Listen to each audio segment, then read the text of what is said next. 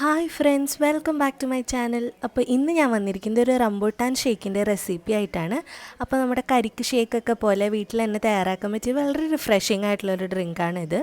അപ്പോൾ അതിനായിട്ട് ഞാനിവിടെ ഒരു 15 റംബൂട്ടാൻ എടുത്തിട്ടുണ്ട്. ഞാനൊരു 1/2 ലിറ്റർ പാൽ വെച്ച് തയ്യാറാക്കാൻ പറ്റിയ ഷേക്കിൻ്റെ അളവാണ് കേട്ടോ പറയുന്നത്. അപ്പോൾ ഞാൻ അതിൻ്റെ തൊണ്ടൊക്കെ ഇവിടെ റിമൂവ് ചെയ്തെടുത്തിട്ടുണ്ട്. ഇനി ഇതിൻ്റെ ഉള്ളിലുള്ള കുരുവും കൂടെ നമുക്ക് കളയണം. കുരുവിൻ്റെ ചെറുതായിട്ട് സ്കിന്നൊക്കെ ഉണ്ടാവും ഫ്ലഷുമ്മേ, അത് കുഴപ്പമില്ല. ഇനി നമുക്കതിനൊരു മിക്സിയുടെ ജാറിലേക്ക് ചേർക്കാം. ഇനി നമുക്കിതിലേക്ക് ചേർക്കേണ്ടത് ആവശ്യത്തിനുള്ള പഞ്ചസാരയാണ്. ഞാനിവിടെ 4 ടേബിൾ സ്പൂൺ പഞ്ചസാരയാണ് ചേർക്കുന്നത്. അത് ഓരോരുത്തരുടെ മധുരത്തിനനുസരിച്ച് നമുക്ക് മാറ്റി കൊടുക്കാം.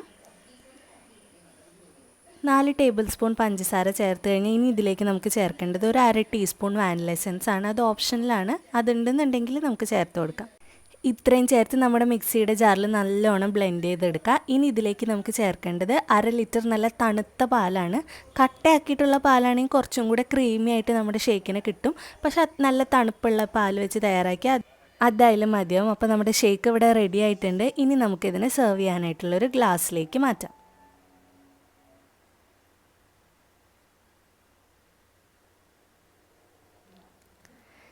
ഇനി നമുക്കിതിലേക്ക് ചേർക്കേണ്ടത് കുറച്ച് റംബൂട്ടാൻ ചെറിയ പീസായിട്ട് കട്ട് ചെയ്ത് വെച്ചതാണ്. അപ്പോൾ നമ്മുടെ ഷേക്ക് കുടിക്കുമ്പോൾ ഇടയ്ക്ക് നമുക്കിങ്ങനെ കടിക്കാനായിട്ടും കിട്ടും. അപ്പോൾ അത് നല്ല രുചിയാണ്.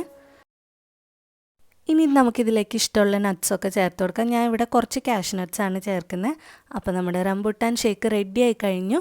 അപ്പം നിങ്ങളെല്ലാവരും ഇത് വീട്ടിൽ ട്രൈ ചെയ്ത് നോക്കുക. എന്നിട്ട് നിങ്ങളുടെ ഫീഡ്ബാക്സൊക്കെ എന്നെ അറിയിക്കുക. നിങ്ങൾക്ക് ഈ വീഡിയോ ഇഷ്ടമായാലും ഈ വീഡിയോ ലൈക്ക് ചെയ്യുക. എൻ്റെ ചാനലും കൂടി ഒന്ന് സബ്സ്ക്രൈബ് ചെയ്തേക്കുക. Thanks for watching.